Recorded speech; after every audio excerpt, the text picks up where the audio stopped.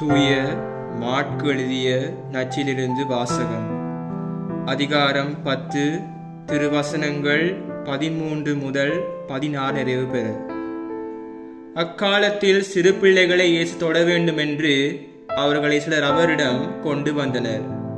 சீடரோ அவர்களை அதட்டினர். இயேசுவை கண்டு கோபம் கொண்டு, சிறு பிள்ளைகளை என்னிடம் வரவிடுங்கள், அவர்களை தடுக்காதீர்கள், ஏனெனில் இறையாட்சி இத்தகையோருக்கே உரியது. இறையாட்சியை சிறு பிள்ளையைப் போல் ஏற்றுக்கொள்ளாதோர் அதற்கு உட்பட மாட்டார் என உறுதியா உங்களுக்கு சொல்லுகிறேன் என்றார்.